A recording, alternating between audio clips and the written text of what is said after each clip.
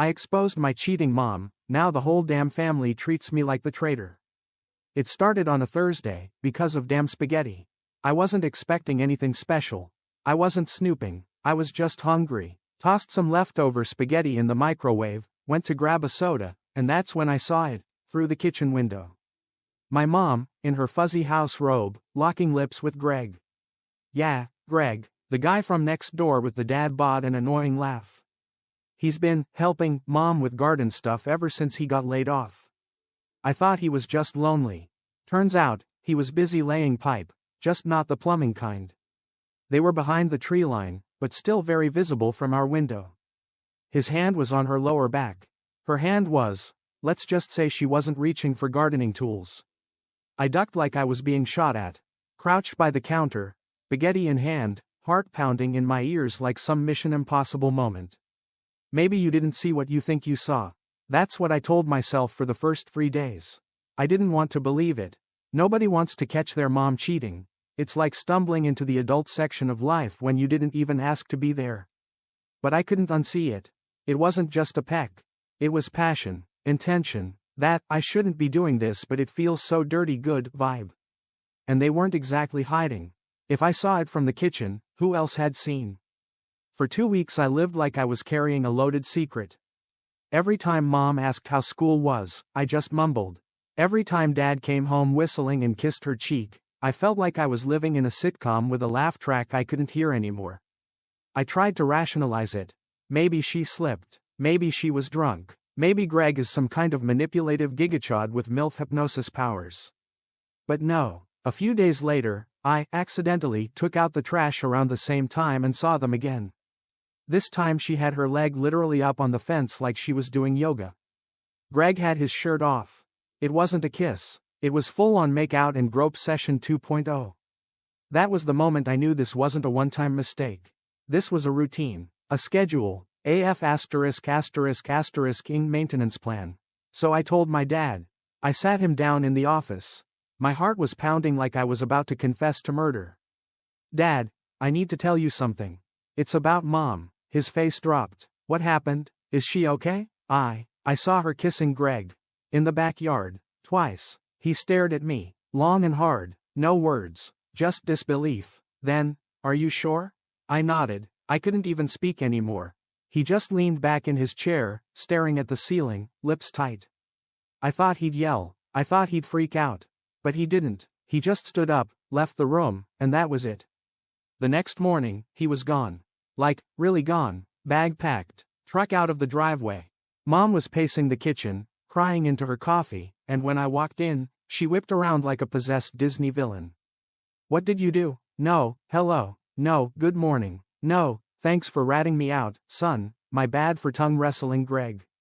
Just blame. Full-on guilt trip. I didn't even respond. I walked out the door.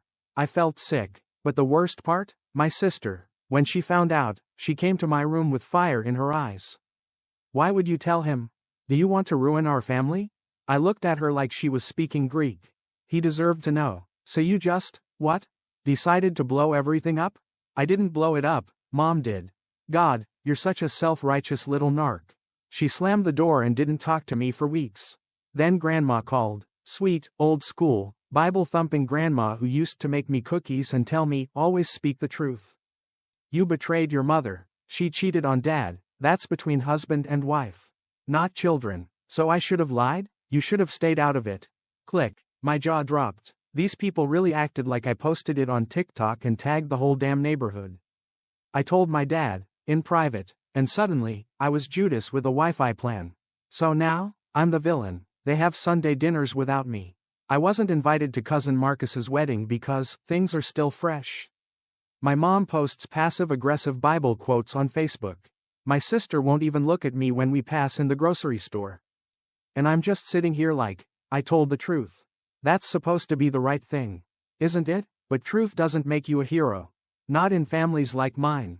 In families like mine, truth makes you the asshole. I should have known something was off the second my sister texted me. We need to talk. Everyone will be there. No context. No emoji. Just those 6 words that felt like a subpoena. I almost didn't go. I had that gut-deep instinct that whatever talk they had planned wasn't going to be a warm family hug circle. Still, like an idiot with leftover hope, I showed up. The kitchen looked like it was prepped for a funeral buffet. Mom was sitting at the head of the table with red eyes and tissues clutched like she was accepting an award for best performance in a domestic tragedy. My sister had her arms crossed like a bouncer. Grandma sat with her lips pursed and a rosary in hand, already judging. Even Aunt Lena showed up. That was the first time I'd seen her sober since New Year's. And next to her, her grumpy husband who never says a word unless it's about meat or politics. I sat down. No one offered food, drink, or so much as a grunt of acknowledgement. The air was thicker than peanut butter. Then it started, not with a calm conversation, but with a full-blown family roast. My sister led the charge, claiming the family was falling apart and that someone had to take accountability. I thought, foolishly, that maybe she was about to hold Mom responsible for the months-long affair with the neighbor. Nope, apparently, I was the grenade that blew up the fragile balance. Mom, barely holding it together, or at least pretending not to, claimed she had made a mistake, and deserved understanding, not judgment. I nearly choked on that one. Suddenly, I wasn't the kid who told the truth. I was the one who broke the illusion they were all so desperate to maintain. Everyone seemed more upset about the fallout than the actual betrayal. They framed my decision to come clean as a deliberate, malicious act, like I'd gone out of my way to destroy our family's fake little ecosystem. Grandma quoted some proverb about keeping family matters within the family. Aunt Lena, of all people, had the nerve to suggest maybe I was enjoying the chaos. It didn't matter that I had kept the secret for weeks before finally snapping. It didn't matter that the only reason I told my dad was because I couldn't sleep, couldn't eat, couldn't breathe under the weight of pretending. To them, it wasn't about what Mom did, it was about how I dared to say it out loud. That talk wasn't a discussion. It was a shaming session disguised as a therapy hour. They didn't want to understand. They wanted me to apologize, to take it back, to pretend like I was wrong for choosing honesty over silence. They wanted to reset the table, reheat the family dinners, and shove everything under the rug where it could rot quietly. When I didn't play along, when I refused to be the scapegoat, they acted like I was the one tearing us apart. But that wasn't even the worst part. The next day, my sister came into my room, and I braced for round two. But instead, she sat down on the edge of my bed and, without making eye contact, told me something that made my stomach turn. She knew. She had seen them once. Mom and Greg, in his car, said she thought it was probably nothing, but deep down she'd known it wasn't just innocent flirting. She admitted she'd heard Mom lying to Dad more than once. That she chose not to say anything. That they all did. Everyone in that kitchen had seen a crack and decided to look the other way. That was the real reason they were angry at me. I wasn't the villain because I told a secret. I was the villain because I confirmed what they were all pretending not to know. I shattered the cozy lie they had built, and once that bubble popped, all they had left was their own shame and resentment. And so, naturally, they dumped that resentment on me. That revelation sat heavy in my gut. It didn't make me feel better. It made everything worse. I had been carrying this secret like a ticking time bomb, thinking I was alone in it. Turns out, I was just the first one stupid enough to light the fuse. Mom spent the next week acting like I'd betrayed her, like I was the one who violated trust, who broke something sacred. She walked around the house with swollen eyes and sighed loud enough for the neighbors to hear. She made every little thing into a dramatic ordeal. If I walked into a room, she left it. If I stayed quiet, she called me cold. If I said anything, she said I was cruel. She never once apologized. Not for what she did. Not for how she turned the family against me. She played the victim and expected me to feel guilty for exposing the truth. But here's the thing, I don't feel guilty for telling Dad what he deserved to know. I don't feel guilty for refusing to keep secrets that made me sick to my stomach. I don't feel guilty for refusing to keep living in a house where love was fake and forgiveness was conditional. What I do feel is tired. Tired of being the only one who seems to care about what's actually right. Tired of having to defend myself for not wanting to be part of a lie. Tired of having the title of troublemaker hung on my back like I chose it. They can call me selfish. They can call me disloyal. They can block me, uninvite me, cut me off. Let them, because I'd rather eat alone in the truth than sit at a table full of lies. They say time heals, but all time really did was let my mom fine-tune her victim complex and let the rest of the family pretend the whole cheating fiasco was just a bump in the road. Nobody mentioned Dad, no one knew where he was. He just disappeared, like a ghost with a broken heart and decent credit. I figured he needed space. I respected that, but somewhere deep down, I was starting to wonder if he'd ever come back at all. Until one Wednesday night, just past dinner, I heard the front door open. I peeked down the stairs and almost dropped my phone. It was him, same jacket, same shoes, same serious face, but something was different. He wasn't alone. She stood behind him, early 30s maybe, long straight hair, those "yes I do Pilates" arms. Way too polished for our suburban disaster. She looked around like she was taking a tour of a crime scene. No suitcase, just a huge tote bag and a kind smile that didn't quite reach her eyes. My mom walked in from the kitchen and froze like someone hit the pause button on her drama. My sister gasped so loud I thought she'd swallow her tongue. I just stood at the top of the stairs thinking, OSHT. It's about to go down. Dad kept it simple. He said he came back to talk. To figure things out. But, figuring things out, apparently meant bringing his new girlfriend to the family war zone like this was some kind of reality show reunion episode. Her name was Kayla. She was a friend. Sure, Dad, what followed was the most awkward, silent, rage-charged dinner ever to occur over reheated lasagna. Mom didn't say a word. Just stabbed her food like it was Greg's face. My sister wouldn't stop glaring at Kayla like she was the human version of a homewrecker meme. Grandma kept crossing herself and whispering prayers, probably asking Jesus to unplug the Wi-Fi and end the simulation. I sat there just watching it all unfold. For once, I wasn't the main character in the family freak show. I was just the guy with a front row seat and no popcorn. After dinner, Dad asked if we could all sit down and talk like adults. That sentence alone made me laugh. There wasn't a single adult in this house, and now we were trying to have a civil discussion with Kayla from Pilates sitting on our couch sipping tea out of Mom's favorite mug. The conversation was predictable. Dad said he left because he felt betrayed. Said he didn't know who Mom was anymore. That her affair broke something he didn't think could be fixed. That he needed time, and that time led him to Kayla. Then, like the plot twist none of us were ready for, Kayla spoke. She said she didn't come to steal anyone's dad. She didn't come to make things worse. She just wanted to be honest because she thought we deserved to know the full story. Then she dropped the bomb. Apparently, Kayla had met Dad before he found out about Mom's affair. Online. Some divorced dad's support group on Facebook. They'd started talking about stress, family, life. At first, just as friends. But things escalated, not physically, not until after he left. But emotionally? Yeah, Kayla admitted there were feelings. Emails, late-night texts, support calls, and just like that, everything flipped again. Mom stood up so fast her chair screeched across the floor. Now she wasn't the cheater, now she was the wronged woman. She went off, yelling that he was no better. That he was the liar. That this whole time, he was painting himself as the victim while sneak texting his emotional side piece. And maybe she had kissed Greg, but at least she didn't move him into the house. I honestly thought someone was gonna throw a fork. My sister took Mom's side instantly. Of course, suddenly, all her judgment for Mom's behavior magically disappeared. Now Dad was the traitor. Kayla was the villain. And I was stuck in the middle again, mentally Googling how to legally emancipate yourself at 19. It got so heated that Kayla ended up leaving. She just stood up, apologized, again, and said she wasn't trying to be part of some broken mess. That if this family needed to scream it out, she'd rather not be the punching bag. Then she was gone. No drama, just class. Honestly, she was the calmest person in the house. Dad looked tired, really tired, like someone who realized too late that healing in chaos is like trying to do yoga during a house fire. He didn't defend himself after that. He just said, I didn't come back to fight. Then he left too, and just like that, the house was silent again. But the damage was different now.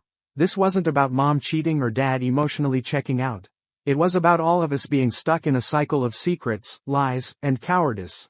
Too afraid to face the truth until it exploded in someone else's face. Everyone had dirt on their hands. Everyone had played a part. Except now, no one trusted anyone. And that's the scariest part, not the shouting. Not the slamming doors. It's the cold silence afterward.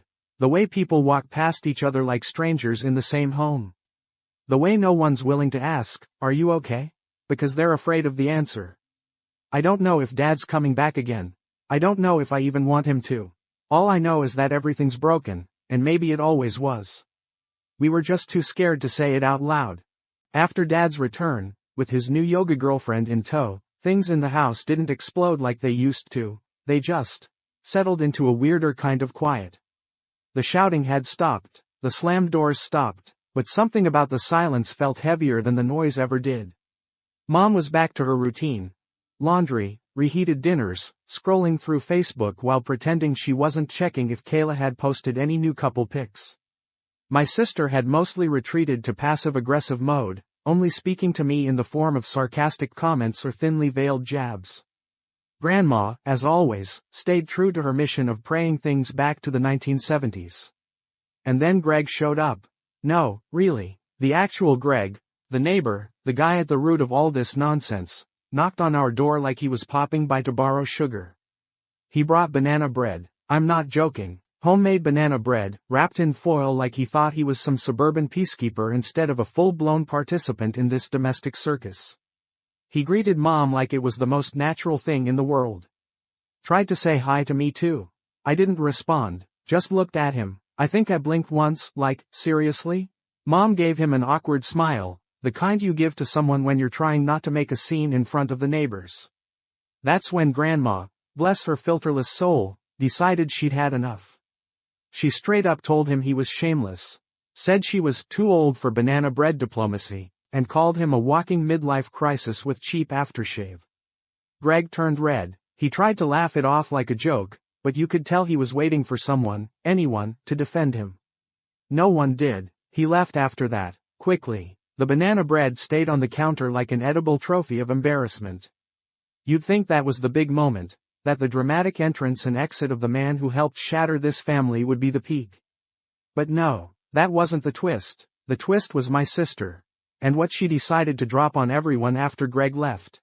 She looked right at me and said, "Funny how you judge everyone, but you've been hiding something too." At first, I had no clue what she meant. Then my brain caught up. *T. She was talking about the DNA test. The one we all took last Christmas as a fun, let's find out if we're part Viking kind of thing. The one that showed a very specific result for me. A match with someone we didn't know. A half-brother. Yup. Turns out, before Dad met Mom, he had a brief relationship with another woman. Apparently, they lost touch. The kid grew up never knowing who his biological father was, and then one day, surprise, we connect online through this ancestry site.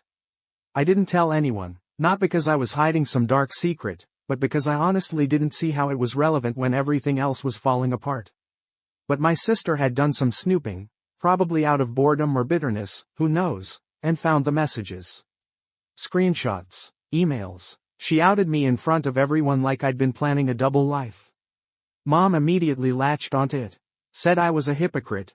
That I played the truth police while hiding my own family ties.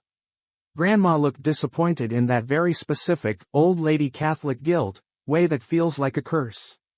I tried to explain. I told them it wasn't something I hid, it was something I was processing. Quietly. That I reached out to the guy because I wanted to understand him, not because I was plotting some dramatic reveal. Didn't matter. Context wasn't welcome here. For a brief moment, I thought I'd end up like Greg, banana bread on the counter, respect in the garbage. But instead, things just fizzled. No one yelled, no one stormed out, they just sat there, awkward, simmering in their own discomfort.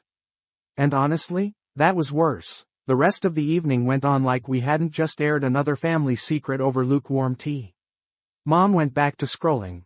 My sister disappeared to her room. Grandma started organizing rosaries like she was preparing for a low-budget exorcism. I went upstairs and stared at the ceiling, wondering what the hell all of this had even been about. Looking back, it wasn't about Mom cheating, or Dad leaving, or Kayla, or Greg, or me, or the half-brother, or any of the specifics. The real issue was that no one in this family knew how to deal with truth. Not the messy kind, not the human kind. Everyone wanted to protect their version of the story. Their comfort zone, even if it meant stepping over each other to preserve it. Greg got exposed, I got exposed, and no one learned a damn thing. Dad never came back, not after the Kayla dinner. We still text occasionally, short, polite exchanges. Mostly updates. Hope you're doing well, that kind of thing. Mom is still pretending things are normal. She even brought a new casserole recipe into the rotation, as if baked noodles are going to wipe the collective memory of betrayal. My sister went back to college and now only talks to me through group chats where she posts memes that feel way too pointed. Grandma still prays, still side-eyes me when I come downstairs. Still makes the best pierogi in the world, even if she thinks I'm morally questionable. And me? I've started saving up to move out. Nothing dramatic, no declarations, no, I'm done with this family monologue. Just slow steps away from the chaos. Because here's the truth no one in my family wants to hear. Not every family is broken. Some of them were just never whole to begin with. So yeah, that's the full story. I told my dad the truth about my mom cheating. My mom flipped the narrative. My sister turned on me. My dad came back with a new girlfriend. Greg the neighbor tried to pretend nothing ever happened. And I found out I have a half-brother I never knew about, which apparently made me the villain too. Now everyone's either mad, pretending they're not mad, or quietly disappointed that I didn't play along with the family script. And me? I'm just trying to get out without burning the whole house down. But I still can't shake the question. I didn't cheat, I didn't lie, all I did was tell the truth. First about mom, then about myself. So, Aita for blowing up my family by being honest? Or was I just the only one who stopped pretending everything was fine? Be honest, I can take it.